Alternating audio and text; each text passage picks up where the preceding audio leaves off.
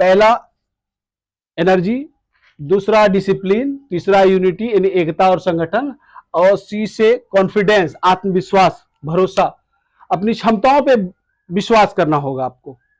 यानी शिक्षा हमें यह सिखाती है कि अपनी क्षमताओं पे आपको भरोसा करना है।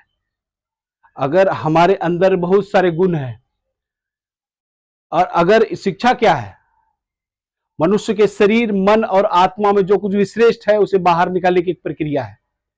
तो उसी प्रक्रिया में जो है ना कि आपको जो है ना कि आत्मविश्वास, कॉन्फिडेंस जब तक आपके पास नहीं है, तो आप आत्मविश्वास आपके पास नहीं है तो आप कुछ भी हासिल नहीं कर सकते हैं। पहले ही अगर आपको कॉन्फिडेंस नहीं है, आत्मविश्वास ही नहीं है कि हम एवरेस्ट पे चढ़ सकते हैं या कोई भी हम लक्ष्य बनाए हैं उसको प्राप्त कर सकते हैं, कॉन्फिडेंस से ही उपलब्ध होता है। कॉन्फिडेंस कब आता है? जब हम लोग ज्ञान प्राप्त करते हैं। कॉन्फिडेंस बहुत ही इंपॉर्टेंट है। अगर कॉन्फिडेंस आपको नहीं होगा तो आप स्टेज पे जाके कोई भी बात नहीं बोल सकते हैं। अगर आपको कॉन्फिडेंस, आप में आत्मविश्वास नहीं है तो आप कोई भी कार्य सही तरीके से संप्रेषित नहीं कर सकते हैं, कोई भी चीज किसी को बता नहीं सकते। कॉन्फिडेंस ही आपके पास नहीं है, अपनी बातों को सही तरीके से आप नहीं रख सकते हैं। आपको जब कॉन्फिडेंस आता है तभी आपको यह भरोसा होता है कि हम जो कार्य करने जा रहे हैं वो सही है, जिसके कारण जो है ना कि अगर आपको कॉन्फिडेंस है कि नहीं, हम जो कार्य करेंगे समाज की भलाई के लिए है और समाज को हम नई दिशा दे सकते हैं, तभी आपको कॉन्फिडेंस उत्पन्न होगा। और जब कॉन्फिडेंस उत्पन्न होगा तो आप अपने लक्ष्य तक जरूर पहुंचेगा। जब आपको कॉन्फिडेंस आता है तो जीने का आपको एक मकसद मिल जाता है और उसे आप लक्ष्य जो बनाते हैं उसे प्राप्त जरूर करते हैं।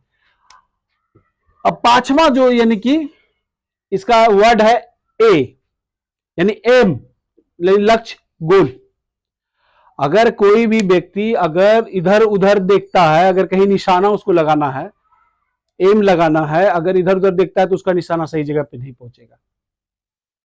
आप लोगों ने महाभारत में भी सुना होगा कि पांडवों से और कौरवों से पूछा गया, द्रोणाचार्य ने पूछा कि पेड़ पे एक यानी कि पक्षी रखा हुआ था, तो उनको ये पूछा गया कि बताइए उस पे निशाना लगाना है उसकी आंख पे, तो बताइए आपको क्या दिख रहा है। तो किसी ने कहा कि हमें पत्ते दिख रहे हैं, किसी ने कहा कि पक्षी दिख रहा है, किसी ने कुछ दिख रहा है।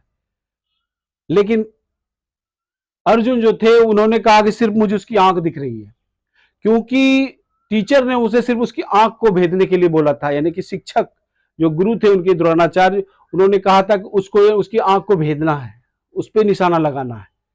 जब तक आपका पूरा फोकस नहीं होता है, आपका रियल एम नहीं होता है, तब तक आप अपने लक्ष्य तक नहीं पहुंच सकते हैं।